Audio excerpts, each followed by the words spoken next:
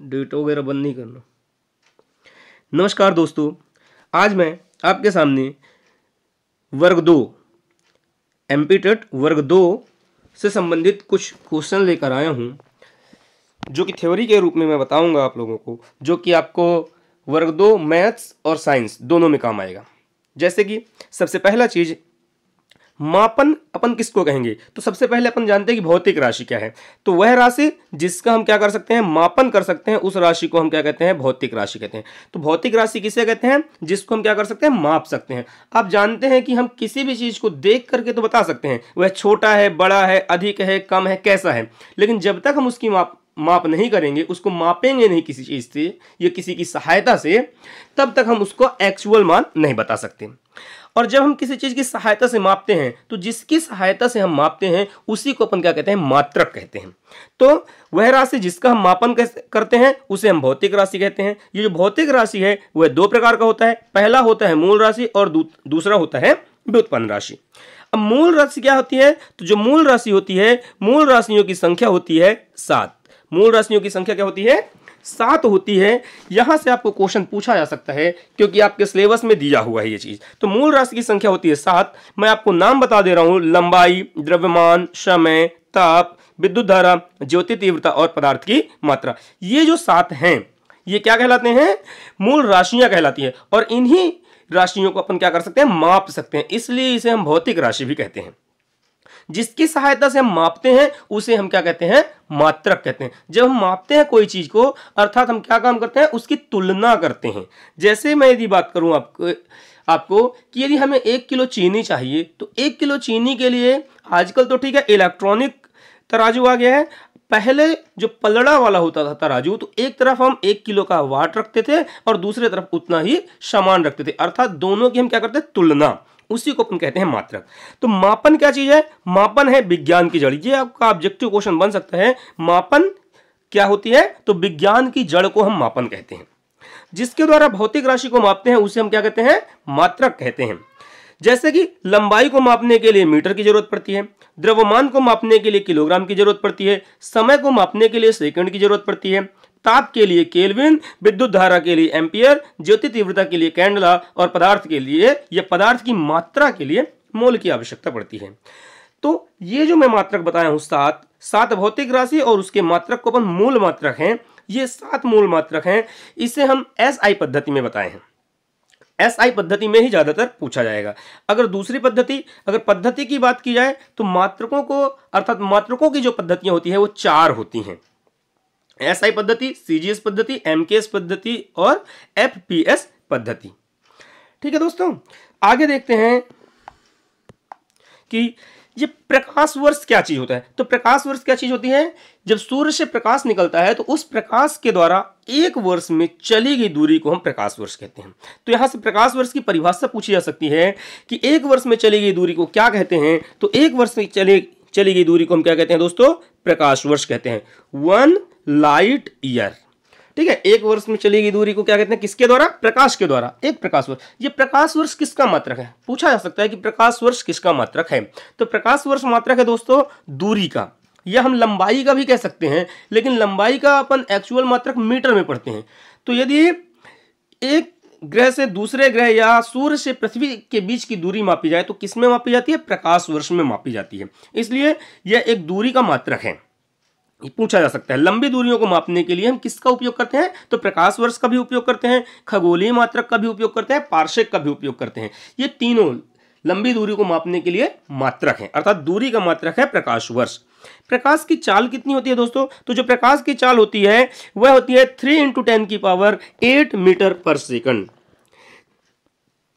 3 × 10⁸ metre पर second. दोस्तों याद रखिएगा, 3 × 10⁸ मीटर प्रति सेकंड प्रकाश की चाल होती है, चाहे निर्वात की बात करेगा और चाहे वायु की बात करेगा, दोनों ही कंडीशन में। सूर्य के प्रकाश को पहुंचने में लगभग कितना समय लगता है पृथ्वी तक? तो सूर्य के प्रकाश को पृथ्वी तक पहुंचने में लगभग 8.3 मिनट का समय लगता है। लगभग 8.3 मिनट का समय लगता है किसे? सूर्य के प्रकाश को पृथ्वी तक पहुंचने में। अर्थात हम ये कह सकते हैं कि सूर्य से पृथ्वी की दूरी, तो सूर्य से पृथ्वी की दूरी पूछा जा सकता है कितनी है, तो अगर हम प्रकाश मिनट में बताएं तो 8.3 प्रकाश मिनट, 8.3 प्रकाश मिनट। ये कहलाएगी सूर्य से पृथ्वी की दूरी। एक प्रकाश वर्ष, ये मैंने बताया ना कि प्रकाश वर्ष क्या चीज है, प्रकाश वर्ष दूरी का मात्रक है। खगोलीय मात्रक भी है, पार्सेक भी है, ये सब दूरी के मात्रक है, लंबी दूरियों को मापने के लिए। तो यदि हम बात करें एक प्रकाश वर्ष, तो एक प्रकाश वर्ष का मान होता है 9.46 इंटू 10 की पावर 15 मीटर। दोस्तों यदि इसको मीटर से किलोमीटर में कन्वर्ट करना है तो इसके लिए हम इसमें 1000 का डिवाइड कर देंगे, अर्थात 1000 का डिवाइड करेंगे तो हमको मिलेगा 9.46 इंटू 10 की पावर 12 किलोमीटर। 9.46 इंटू 10 की पावर 12 किलोमीटर। तो ये क्वेश्चन आपको बन सकता है एग्जाम में कि एक प्रकाश वर्ष का मान कितना होता है, तो मीटर में याद रखिएगा 9.46 गुणे 10 की घात 15 मीटर, और यदि किलोमीटर की बात की जाएगी तो 9.46 गुणे 10 की घात 12 किलोमीटर। ठीक ऐसा ही एक खगोलीय मात्रक, ये जो एक खगोलीय मात्रक है इसकी वैल्यू होती है 1.496 इंटू 10 की पावर 11 मीटर। अगर मीटर से किलोमीटर में कन्वर्ट करना होगा तो यहां पर 10 की पावर कितनी आ जाएगी, 8। 10 की पावर कितनी आ जाएगी, 8 आ जाएगी दोस्तों। यह हो गया खगोलीय मात्रक, अर्थात 1 AU एस्ट्रोनॉमिकल यूनिट। प्रकाश वर्ष के लिए क्या लिखते हैं, 1 लाइट ईयर। ठीक है, 1 AU यह खगोलीय मात्रक, एस्ट्रोनॉमिकल यूनिट 1.496 गुणे 10 की घात 11 मीटर। एक पार्सेक, ये सबसे बड़ा मात्रक है दूरी को मापने के लिए। सबसे बड़ी इकाई क्या है, पार्सेक होती है। इसको याद रखना है आपको कि दूरी की सबसे बड़ी इकाई या मात्रक क्या होती है, पार्सेक। इसकी वैल्यू यदि मीटर में बात की जाए तो 3.084 इंटू 10 की पावर 16 मीटर। किलोमीटर की बात करेंगे तो यहां पर 10 की पावर कितनी हो जाएगी, 13, अर्थात 3.084 गुणे 10 की घात 13 मीटर हो जाएगा। और यदि प्रकाश वर्ष में इसकी बात करेंगे तो प्रकाश वर्ष में इसका मान होता है, अर्थात एक पार्सेक बराबर 3.26 प्रकाश वर्ष। ठीक दोस्तों, इसी प्रकार से हम देखते हैं कि एक सौर दिवस क्या कहलाता है। एक सौर दिवस अर्थात जो सूर्य है उसके द्वारा चली गई, या जो प्रकाश उसके द्वारा जो चली गई दूरी है वो एक दिन। तो एक दिन कितना होता है दोस्तों, 24 घंटे। आपको भी मालूम है, अगर हम 24 घंटे को मिनट में बदलेंगे 24 गुणे 60 करेंगे, और यदि सेकंड में बदलेंगे तो 24 गुणे 60 गुणे 60, तो हमें कितना सेकंड मिल जाएगा। एक दिन में कितने सेकंड होते हैं दोस्तों, तो 84,600 सेकंड। एक दिन में कितने सेकंड, 84,600 सेकंड। तो यहां पर सेकंड की परिभाषा यदि पूछती है आपसे, तो सेकंड की परिभाषा क्या बना सकते हैं कि माध्य सौर दिवस की 86,400वें भाग को एक सेकंड कहते हैं। तो एक सेकंड की परिभाषा क्या है, माध्य सौर दिवस में यदि हम 86,400 का भाग लगा दें, भाग कर दें, तो उस जो मान आएगा उसी मान को हम कहेंगे एक सेकंड। आगे देखते हैं दोस्तों हम, अब देखते हैं कि बल क्या चीज है। तो आपके सिलेबस में बल से संबंधित चीजें भी दी हुई है, तो हम देखते हैं कि बल है क्या चीज। तो बल, मैं आपको बता दूं कि बल एक प्रकार का धक्का होता है या खिंचाव होता है। आप कक्षा 11वीं के फिजिक्स में पढ़े होंगे कि बल एक प्रकार का धक्का या खिंचाव है जिसके कारण हम किसी भी वस्तु की स्थिति में या तो परिवर्तन कर देते हैं या तो उसमें परिवर्तन करने का प्रयास करते हैं। जब हम किसी वस्तु पर क्या करते हैं, बल लगाते हैं, अर्थात बल है क्या चीज, उसकी डेफिनेशन यहां पर बताई जा रही है कि यदि हम किसी वस्तु पर धक्का देते हैं या उसको अपनी तरफ खींचते हैं और यदि उस वस्तु के स्थान में परिवर्तन हो जाता है या वह परिवर्तन करने का प्रयास करता है, तब उसे हम क्या कहते हैं, बल कहते हैं। परंतु हर वस्तु में एक गुण होता है जिसे अपन जड़त्व का गुण कहते हैं या जड़ता का गुण कहते हैं। बिना किसी बाह्य बल के वह वस्तु अपने स्थान से नहीं हट सकती, अर्थात अपने स्थान में कोई परिवर्तन नहीं कर सकती। उस गुण को अपन जड़त्व या जड़ता, इनर्शिया कहते हैं दोस्तों। ये होगी बल की परिभाषा।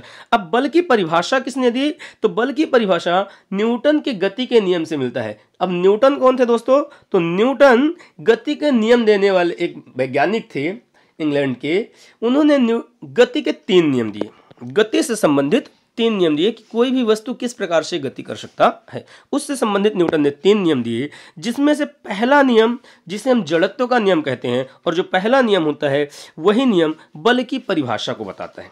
पहला नियम क्या बताता है? बल की परिभाषा को। तो यहां से क्वेश्चन पूछा जा सकता है कि गति का कौन से नियम, गति के किस नियम से बल की परिभाषा का ज्ञान होता है? तो याद रखिएगा, किस नियम से? प्रथम नियम से। न्यूटन के गति के प्रथम नियम से हमें बल की परिभाषा मिलती है। बल बराबर होता क्या है? द्रव्यमान गुणे त्वरण। बल बराबर क्या होता है? द्रव्यमान गुणे त्वरण।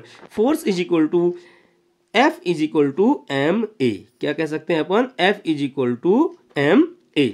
Force is equal to mass into acceleration. यहां पर जो मास है, ये मास अर्थात द्रव्यमान, यह एक नियत राशि है। मास कभी भी नहीं बदलता, किसी भी चीज का मास कभी भी नहीं बदल सकता, यह कांस्टेंट होता है। तो बल बराबर क्या होता है? द्रव्यमान गुणे त्वरण, F is equal to m a. जबकि ए क्या है? ए है त्वरण, जैसे अपन बाइक में यूज करते हैं एक्सीलरेशन, एक्सीलेटर जिसको बोलते हैं, वही है। प्रत्येक क्षण यदि किसी चीज की गति बदलती है, उसको अपन एक्सीलरेशन या त्वरण कहते हैं। अब बल को हम मापेंगे किस में दोस्तों? तो बल को मापने के लिए हम न्यूटन का उपयोग करते हैं। न्यूटन क्या है? न्यूटन एक मात्रक है जिसकी सहायता से हम बल को मापते हैं। तो इसका SI मात्रक, बल का SI मात्रक क्या है दोस्तों? न्यूटन। और यदि हम CGS मात्रक की बात करेंगे तो बल का CGS मात्रक होता है डाइन। बल का CGS मात्रक क्या होता है? डाइन होता है दोस्तों, जो कि 1 न्यूटन के बराबर कितना होगा? तो 1 न्यूटन बराबर होता है 10 की घात 5 डाइन, 10 की पावर 5 डाइन के इज इक्वल टू होता है 1 न्यूटन इज इक्वल टू 10 की पावर 5 डाइन।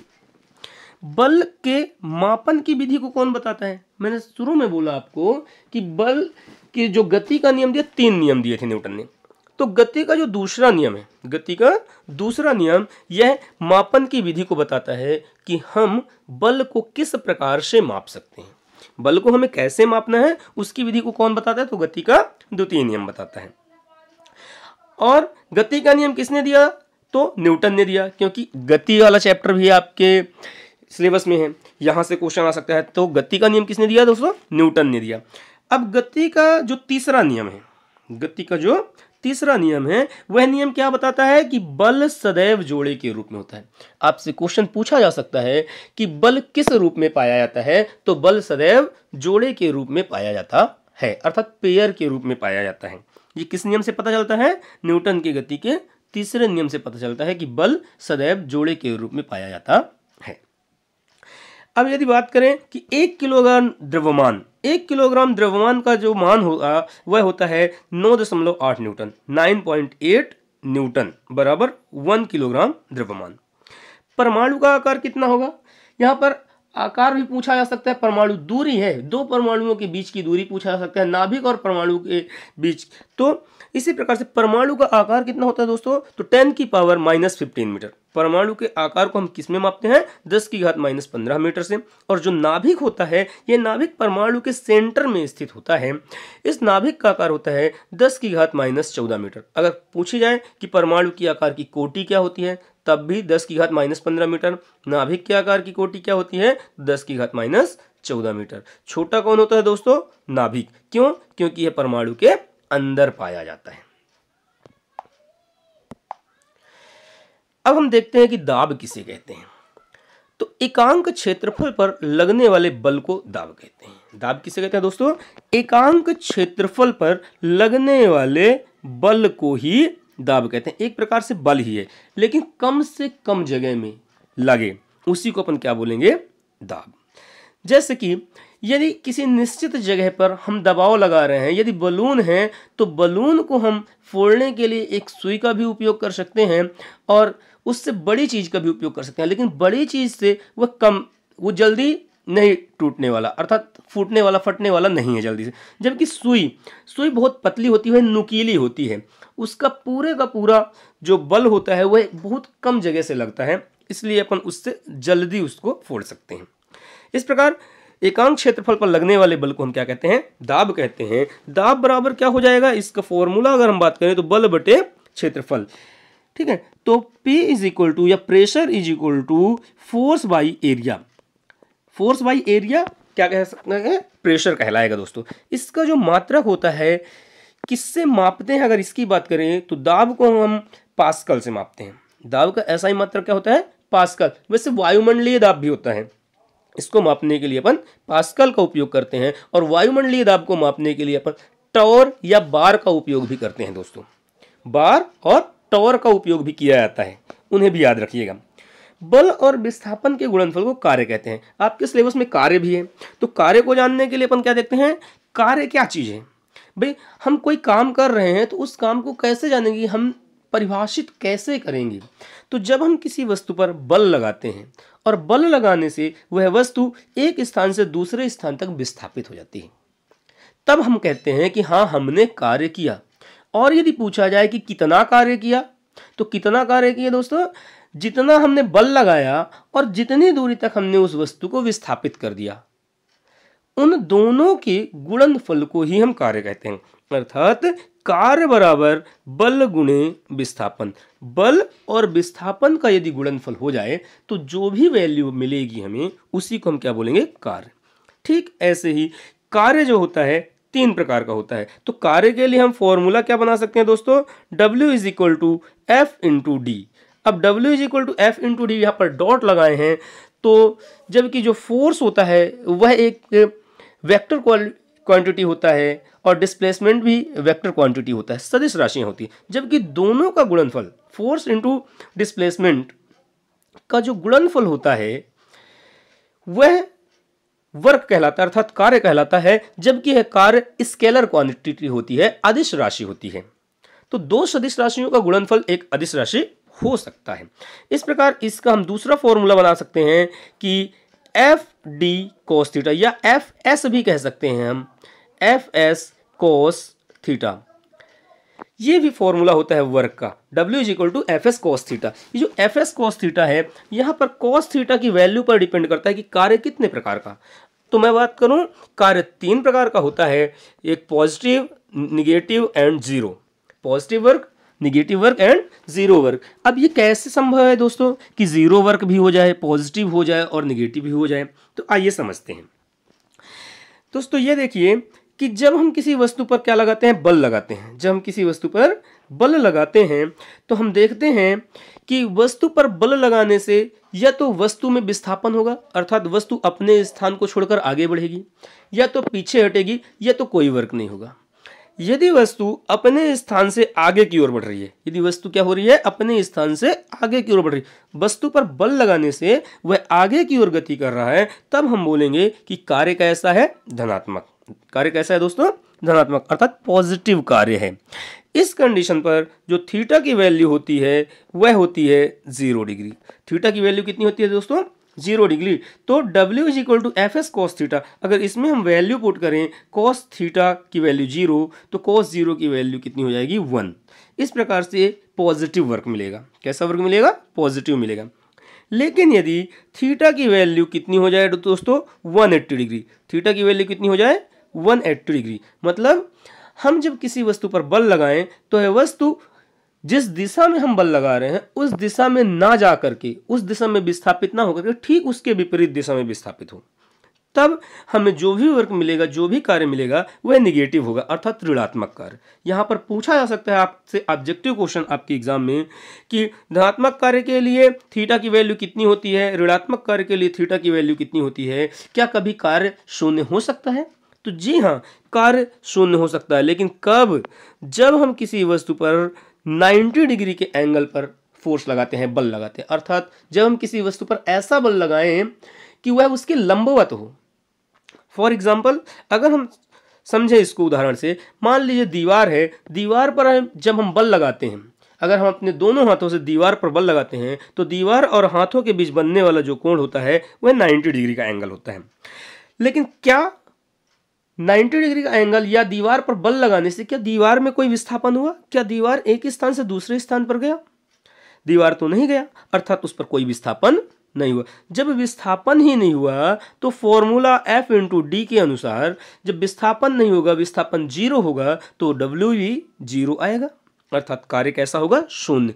ऐसा कब हुआ दोस्तों, जब हमने वस्तु पर बल तो लगाया लेकिन वस्तु पर कोई विस्थापन नहीं हुआ। उस कंडीशन पे हम कह सकते हैं कि कार्य कैसा होता है, शून्य कार्य होता है। तो दोस्तों ये तीनों चीजें आप याद रखिएगा, ये बहुत इंपॉर्टेंट है, आपके एग्जाम में आ सकता है। अगला चीज हम देखते हैं दोस्तों, तो कार्य का एसआई, कार्य को हम मापेंगे किससे कि हमने कितना कार्य किया। तो कार्य का एसआई जो मात्रक होता है वो होता है जूल। कार्य का एसआई मात्रक क्या होता है दोस्तों? जूल। जबकि इसका सीजीएस मात्रक होता है अर्ग। यदि हम बात करें जूल और अर्ग की, तो 1 जूल बराबर होता है 10⁻7 अर्ग। 1 जूल किसकी वैल्यू के बराबर होता है? 10⁻7 अर्ग। ठीक ऐसे ही हमने पीछे बताया था कि 1 न्यूटन किसके इज इक्वल टू होता है? 1 न्यूटन जो होता है वो 10⁵ डाइन के बराबर होता है दोस्तों। इन दोनों चीजों को याद रखिएगा, यहां से एक क्वेश्चन आपको एग्जाम में मिल सकता है। ये किसका मात्रक था? न्यूटन और डाइन। ये था बल का मात्रक, फोर्स का मात्रक था। कार्य करने की क्षमता को हम ऊर्जा कहते हैं। कार्य करने की क्षमता को क्या कहते हैं दोस्तों? ऊर्जा कहते हैं। जो ऊर्जा होता है वह समय पर निर्भर करता है। ऊर्जा समय पर निर्भर करता है, जबकि जो कार्य है वह समय पर निर्भर नहीं करता। यहां से ऑब्जेक्टिव क्वेश्चन बन सकता है कि कार्य निर्भर करता है तो किस चीज पर निर्भर करता है दोस्तों? समय पर निर्भर करता है। हम कहते हैं कार्य करने की दर और कार्य करने की क्षमता। ठीक है, इन दोनों चीजों को आप समझिएगा दोस्तों। वीडियो अच्छा लगा हो तो इसे लाइक और सब्सक्राइब करना ना भूलें। इसके अगले पार्ट के वीडियो के लिए इसे सब्सक्राइब जरूर कीजिए, ताकि मैं और जो सिलेबस बचा हुआ है उसका भी वीडियो बनाकर 2 दिन में आप तक पहुंचा सकूं। दोस्तों वीडियो देखने के लिए धन्यवाद।